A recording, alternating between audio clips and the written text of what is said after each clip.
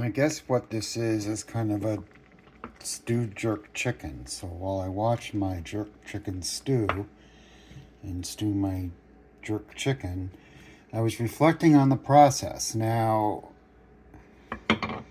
this is just something I started doing. I don't know. There's no recipe. I don't even know if this is going to taste good. There's an awful lot of jerk seasoning in there. But it was the process. It was me thinking, all right, well, you've got to sear these things, and then you've got this onion and mushroom to put in. I was very lackadaisical as I chopped the onion, and then I tore the mushroom apart with my hands.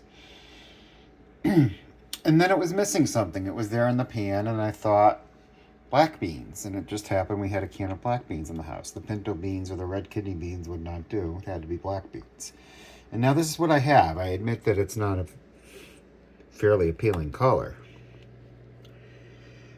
Now, as a chronicler slash observer slash satire influencer slash time traveler, it occurred to me to start chronicling more things. I've always observed things, so I had to add observer to the title, and it really should go first. I just misspoke. And there's garlic in here too that I forgot to mention. There's some of the garlic. So the garlic will dissolve, I think. And I'm still not sure about the time traveler bit. Boy, it does feel like it sometimes. Kind of feels like I know what's going to happen. Oh.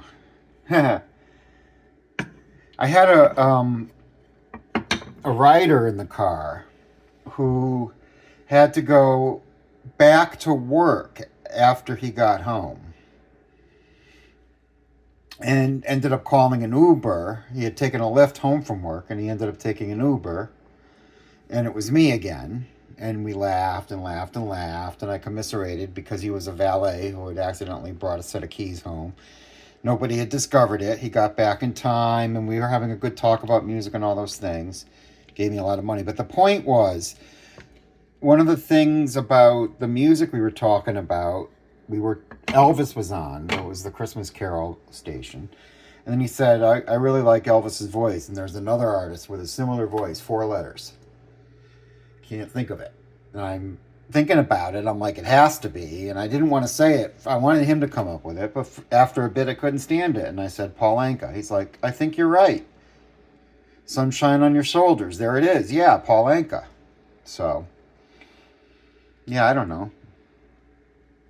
Is that a bit about being a time traveler? Probably not.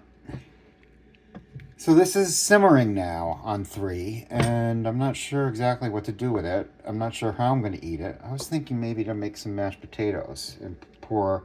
Obviously, I'm not going to eat this whole thing. And then I'm going to have to think about how to store it. I'm not even sure it's edible. That was a lot of jerk seasoning.